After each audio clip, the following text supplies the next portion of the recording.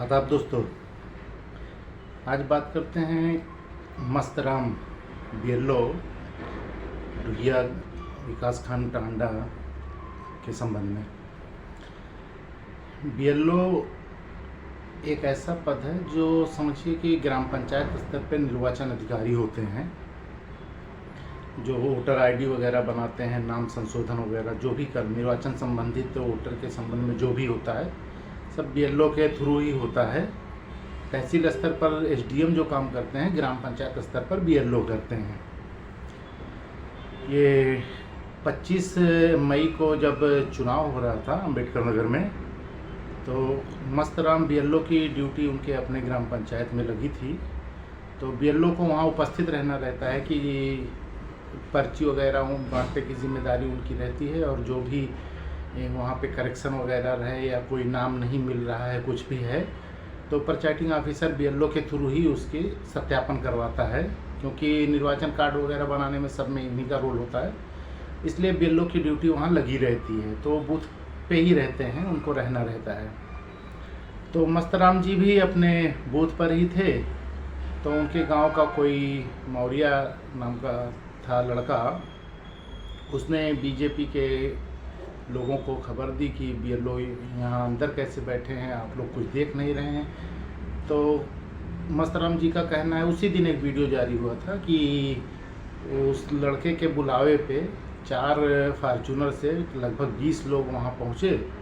उसमें से 7 लोग उतर के अंदर गए और मस्तराम को मारते हुए बाहर तक लेके आए।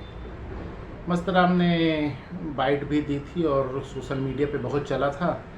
मस्तराम की वहाँ सिर्फ एक चूक हो गई, उनको ये चीज़ सी विजिल पे डाल देना चाहिए था। 100 मिनट के अंदर कार्रवाई होती। अगर उसने सी विजिल पे डाल दिया होता कि मैं यहाँ बूथ पे ऐसे से था और मुझे मारा गया है, तो पक्का है कि कप्तान भागे भागे जाते और तुरंत ये सारे लोग अरेस्ट होते और जेल भेज दिए जाते। लेकिन चूक हो गई, उसने तहरीर दी थाने पे। थाने का काम कैसा होता है तो बताने की कोई ज़रूरत नहीं है। तो तहरीर दे दी थाने पे और शोर हुआ इधर उधर। फिर थानेदार ने अगले दिन बुलाया कि आइए आपका मेडिकल कराना है। ये गए, वो लोग लेके गए हॉस्पिटल वाले 2 घंटा बैठाए रहे। उसके बाद बोले कल आइए, आपका मेडिकल कल होगा। दूसरे दिन फिर ये थाने पे गए, 2 घंटे तक वहाँ थाने पे बैठे रहे ऑफिस में। उसके बाद बोले कि नहीं, आज यहाँ हमारे पास कोई है नहीं, और पुलिस वो रहती है मेडिकल के लिए लेके जाती है हॉस्पिटल। तो बोले है नहीं कोई सुविधा, आप जाइए, हम फिर आपको जब होगा तब बुला लेंगे। मस्तराम जी घर चले आए और फिर कुछ हुआ नहीं, कोई कार्रवाई नहीं हुई। ये मामला ऐसे पेंडिंग ही रह गया। सोशल मीडिया पे अलबत्त चलता रहा। फिर 30 तारीख को मस्तराम जी को विकासखंड टांडा के एपीओ हैं आलोक पांडे, और उन्होंने फ़ोन किया अपने नंबर से। आलोक पांडे एपीओ ने अपने नंबर से फ़ोन किया कि बीडीओ साहब आपको बुला रहे हैं, आ जाइए। वो चले गए, क्योंकि बीएलओ का टच एसडीएम और खंड विकास अधिकारी दोनों से रहता है, वो दोनों के अंडर में काम करते हैं। जब मस्तराम विकासखंड पहुंचे तो आलोक पांडे ने उनसे कहा कि इस मामले को ख़त्म कर लीजिए और समझौता कर लीजिए। उन्होंने कहा कि नहीं, आपका इससे कोई संबंध नहीं है, हमें समझौता नहीं करना, हम मार खाए हैं और हमें इसमें इंसाफ चाहिए। तो मस्तराम जी का कहना है कि उन लोगों ने बहुत दबाव डाला और जबरन उनसे सुलहनामा पे साइन करवा ली। मस्तराम जी जब वहाँ से बाहर निकले तो उन्होंने बाइट भी दी, वहाँ मीडिया वाले थे, ये सुन लीजिए।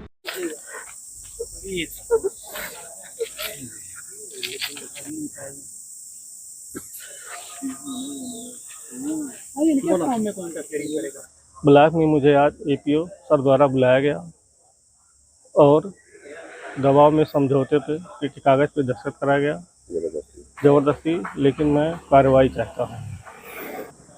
समझौता कराने में sir APO sir BDO sir.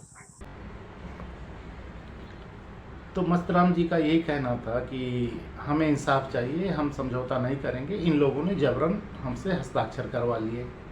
अब मामला ये आता है कि आलोक पांडे क्या हैं? ये निम्न स्तर का कर्मचारी है, मानदेय पे काम करता है, लात मार के कभी भी निकाला जा सकता है। इसकी हैसियत कैसे हुई फ़ोन करके बुलाने की? और बुलाए तो वहाँ समझौता कराना। अच्छा मान लो समझौता करा ले, उसने हस्ताक्षर करवा लिए, इसको डालेगा कहाँ? उसके सामने किसी पेपर पे किया गया समझौता दुनिया के किसी अदालत में मान्य होगा? वो है कौन? 2 कौड़ी का आदमी। मानदेय पे बिना नोटिस के निकाला जा सकता है वो।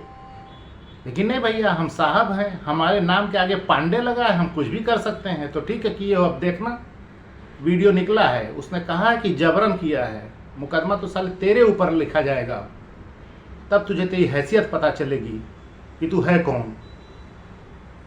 बाकी अब तो जांच के दायरे में ये भी आ जाएंगे। तो इसमें मस्तराम जी के लिए अच्छा ये हुआ कि आज तक कहीं मुकदमा दर्ज ही नहीं हुआ है। तो जब वो बाहर निकले तो बड़ा परेशानी में थे। उसके बाद उनके पास बहुत फ़ोन जा रहे थे, मुझे खबर आई तो मैंने फ़ोन किया तो स्विच ऑफ आ रहा था। तो मैंने एक आदमी को भेज के उनसे बात की। उसके बाद मैंने कहा कि आपकी तबीयत ख़राब है तो लखनऊ आ जाइए, मैं भी आजकल लखनऊ में ही हूँ, यहाँ किसी डॉक्टर को दिखा दे रहे हैं। तो अब ये फ़ायदा हुआ ना कि आज तक पुलिस ने उनके एप्लीकेशन पे तहरीर जो दी थी उस पर मुकदमा दर्ज नहीं किया गया है। इस बीच आशीष मिश्रा नाम के एक व्यक्ति का, जो गोंडा का रहने वाला, उसका एक ऑडियो वायरल हुआ। उसने गाली दी किसी को फ़ोन करके और कहा है कि मस्तराम को मारने में मैं ही था। उसके इस बयान से ये पता चल गया कि ये भाजपा के जो कैंडिडेट वर्तमान एमपी हैं, जो कैंडिडेट भी थे चुनाव में, रितेश पांडे, उनके द्वारा भेजा गया था। क्योंकि आशीष मिश्रा जो हैं वो टांडा विधानसभा क्षेत्र में उनके प्रतिनिधि थे, वो चुनाव प्रचार करते उठते थे। तो आशीष मिश्रा का नाम आने से सीधे रितेश पांडे का नाम इसमें आ गया। तो अब नई तहरीर बनेगी कि वर्तमान एमपी ने अपने गुर्गे को भेज के मेरी पिटवाई की और मुझे इतने तारीख को मारा गया। मैंने तहरीर दी थी और थाने वालों ने कोई उस पर संज्ञान नहीं लिया, आज तक मुकदमा नहीं दर्ज किया गया। और उसमें तरह तरह से दबाव पड़ रहा था, जिसमें फ़ोन की रिकॉर्डिंग है कि आलोक पांडे नाम के एपीओ ने भी मुझे कह के वीडियो साहब बुला रहे हैं, बुलाया और दबाव डाल के एक सुलहनामा पे हस्ताक्षर करवा लिया है। ये सब आरोपी हैं, इनके खिलाफ कार्रवाई करके मुझे इंसाफ दिया जाए। अब जानदार प्रकरण बना है। अब इन लोगों को पता चलेगा कि किसी गरीब आदमी को सताने का अंजाम क्या होता है। और अगर आपके पास भगवान ने किसी तरह से, चोरी चकारी का ही है, किसी तरह से पैसा दे दिया है, तो उसका मतलब ये नहीं कि उसने आपको ये अधिकार भी दे दिया है कि इंसान को इंसान मत समझिए। वो सब कीड़े मकोड़े हैं, आप शहंशाह हैं। अब एक ही तहरीर जाएगी, उसमें सब की हेकड़ी सही हो जाएगी। एपीओ को तो वो हाल होगा कि अपने पैदा होने पे पछताएगा, उसका सारा परसेंटेज निकल जाएगा। कप्तान साहब को तहरीर दी जाएगी, देखते हैं कप्तान साहब एक्शन लेते हैं नहीं लेते हैं। बहुत विकल्प हैं यार, कोई कोतवाल और कप्तान ही दुनिया में दो थोड़ी ना है, बहुत से विकल्प हैं, सब देख लिया जाएगा। लेकिन इस प्रकरण में अब शायद जीवन में कभी समझौता नहीं होगा, क्योंकि एक मामला ये भी आ गया, दबाव डाल के समझौता करना चाहते थे। मस्तराम ने बताया है कि हम समझौता नहीं करना चाहते। अब कभी भी भविष्य में समझौते का नाम हुआ तो हो जाएगा दबाव हुआ है, कोर्ट उसका स्वतः संज्ञान लेगी, क्योंकि वो तहरीर में पहले से ही लिखा रहेगा कि ये लोग दबंग हैं और दबाव डालेंगे, भविष्य में भी समझौता कराना चाहेंगे।